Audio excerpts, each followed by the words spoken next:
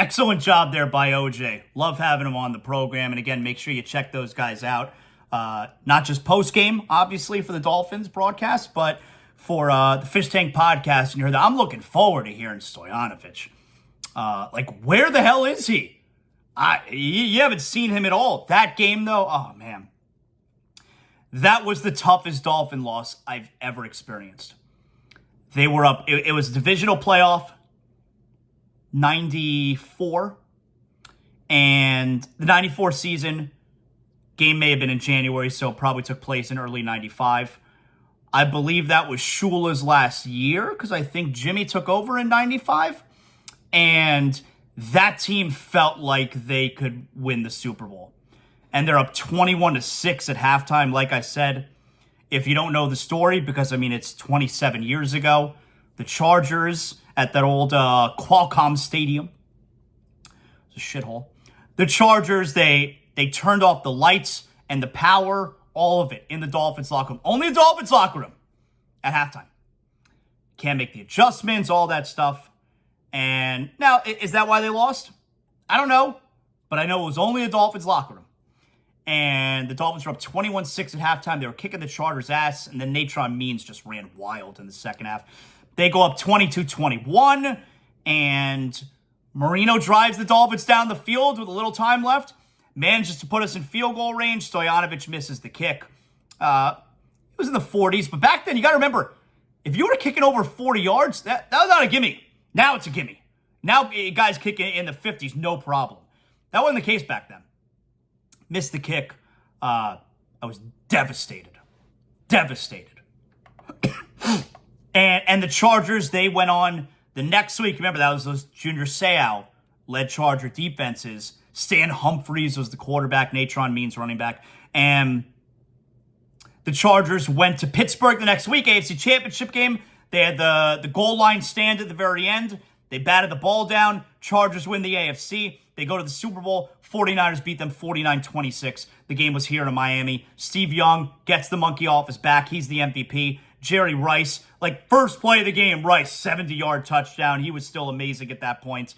And, yeah, as you heard OJ there, that felt like a year the Dolphins could have won the Super Bowl. Hey, if you're looking for a place to go watch the Dolphins this Saturday night, you know my spot is Briny Irish Pub in Pompano Beach. BrinyPubPompano.com. You can check out everything they got going on a daily basis. They got live music every single night, including tonight, 7 p.m., Scott Avery live. And you got Wednesday fish and chips specials, just $13.99. The Briny Hour, that's happy hour. Everybody knows that. Monday through Friday from 4 to 7 p.m. Live music 7 days a week. And if you're looking for a place to watch the Dolphins on Saturday night, the world's greatest upscale dive bar, Briny Irish Pub, Atlantic Boulevard, all the way down to the Atlantic. Don't drive into the Atlantic, but you park there, you walk right into the Briny, you watch the Dolphins on Saturday night. And if you're looking for NFL Sunday ticket action, they got you covered there as well on Sunday. Again, BrinyPubPompano.com. All right, so we got the Heat back in action tonight. The Heat are in Oklahoma City.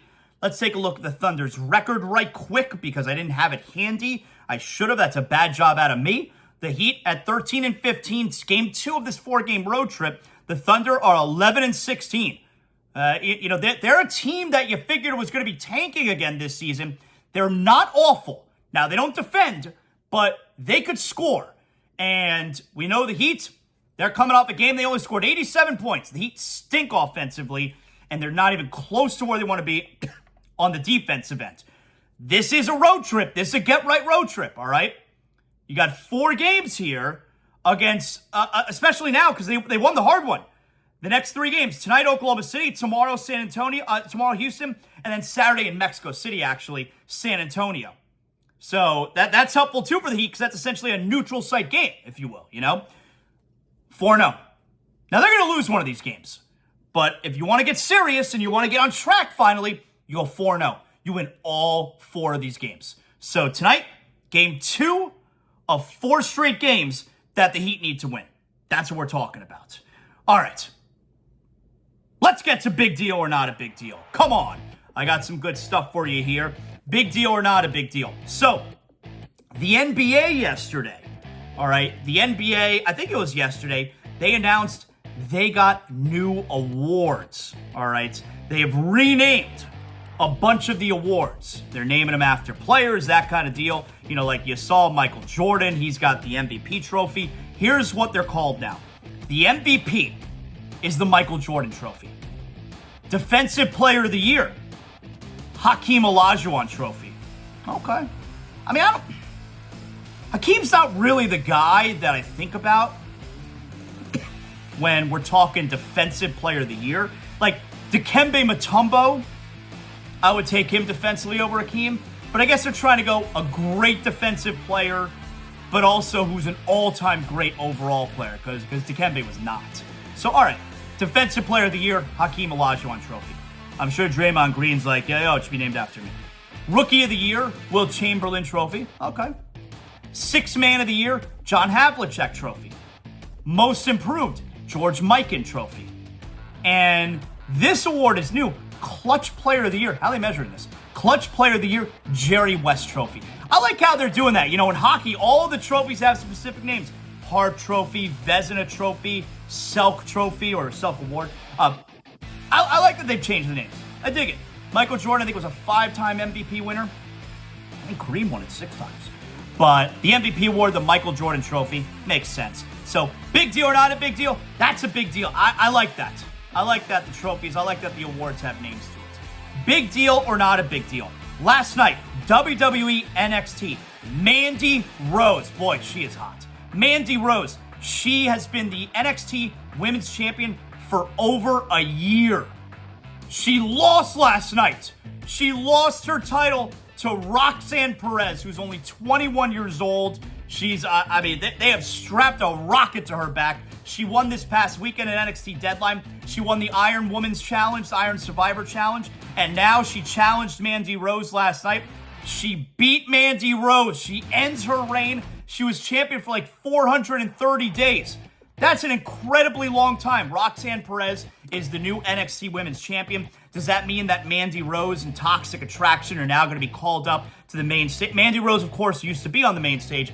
Are she and Toxic Attraction going to be called up? I hope so. I dig them. Mandy Rose, super easy to look at as well. Mandy Rose, a shocker, losing the NXT title last night. That's a big deal. Big deal or not a big deal? Alexander Ovechkin, who continues to close in on the all-time goal-scoring record. Now, not points. Nobody's ever going to catch points, all right? Wayne Gretzky has more points than anyone else, has more assists, than anyone else has total points. Nobody's going to catch Gretzky on points. But goals, Alexander Ovechkin, he's closing in. And last night, a hat trick gave him his 800th career goal. Antha centers in front. Kuznetsov had the shot. Loose and puck. there it is. 800. Alexander Ovechkin has done it. And here come the hats and the team. You have just witnessed the 800th goal for Alex Ovechkin. Mantha with a great forecheck. And just flips it right over to Ovi and boom. But it's amazing of how Ovechkin always is in the right position. Never goes by the net. Always waits for someone to make a play. That's a big deal. Come on, Ovi, the great 8. Really easy player to root for. He's still awesome. And a hat trick last night. Winds up securing his 800th goal of the season in a win at the Blackhawks. And again, that was at the Blackhawks. You heard the crowd there. They were cheering. They were chanting. They were throwing the hats on the ice. The whole bench emptied to come celebrate with him. Really cool scene there. That's a big deal. Finally, I got one more. So last night, the doubleheader NBA on TNT, it was the Lakers. Lakers beat the Celtics. Lakers blew a late lead against the Celtics. Celtics win in overtime. This was at halftime, I believe, when the Celtics were smoking the Lakers. Here's the studio crew, and specifically Barkley. The Lakers stink. Yeah, y'all forcing us to show them all the time like they're gonna be good. Y'all is it Ernie? No, the NBA. Okay. It's a conspiracy, and then we got all these clowns on television have to talk about them every day. A conspiracy? It's a conspiracy. Like we have to talk about the Lakers. The Lakers are awful. We don't talk about no other 14 seed. They're not a 14 seed. They're a 12 seed. We don't talk about what's the 12 seed in the East. We don't ever talk about the Washington Wizards, do we? Ever. Do we ever mention the Washington Wizards, the great Bradley Beal? No, but for some reason, these morning talk shows and us, we have to show the Lakers all the time. The Lakers stink. Easy. Okay, I'm fine. It's the last time you're going to see him this year. No way. It is. This year, this is December. This is you big dummy. All right, so I'm going not a big deal on this one because, Barkley's made this complaint before. And while it's funny, you're right, we don't talk about the Wizards as much as we do the Lakers.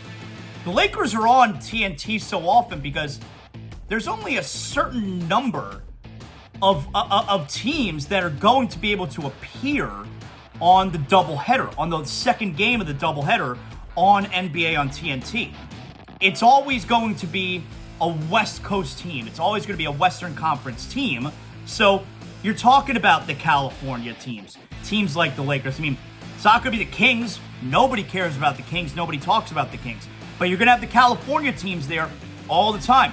Golden State, Los Angeles Lakers, they're going to be on the second half of the doubleheader all the time. Portland, they're going to be in those games. Phoenix, they're going to be in those games. The LA Clippers, of course, California team. There's only a certain number of teams that can play in that 10:30 or 10 p.m. slot on NBA on TNT. So, yeah, the Lakers are going to get a lot of national TV games on TNT. So I'm not sure if Chuck's aware of that. So I'm going to go, not a big deal. And that right there is another edition. A big deal or not a big deal. Yes! Come on, Heat. Tonight, back-to-back games. That's happened before. They've done it before. Can we start the show tomorrow leading up to a Panther game? The Panthers are playing tomorrow night. The Panthers are back at it tomorrow night. The Panthers tomorrow night are hosting Buffalo. The Heat are at Houston tomorrow. Can we start the show feeling real good about back-to-back wins for the Heat and then get fired up about Thursday night football, a Heat game, a Panther game? Is that what can be in store for us when you tune into ZASLOW Show 2.0 tomorrow? Hey, by the way, if you missed Jeremy Piven joined us yesterday. You can obviously go backwards, listen to ZASLOW Show 2.0, however you listen to your podcast, or you go on the YouTube channel, youtube.com/@ZASLOW Show, and you can hear, or watch Jeremy Piven join the show yesterday. Entourage Ari Gold. He's here this weekend, actually, at the Improv. I'm going. Yeah, you can go check that out. Hey, make sure you like, you rate, you comment on the ZASLOW Show 2.0 podcast. That helps the algorithm, and then I get the monies, and I love you long time. Thanks to everybody who participated in the show today. Thanks to everyone who helped put together a great show today. Excellent job by everyone involved. We'll talk to you on ZASLOW Show 2.0 tomorrow. You know what that means.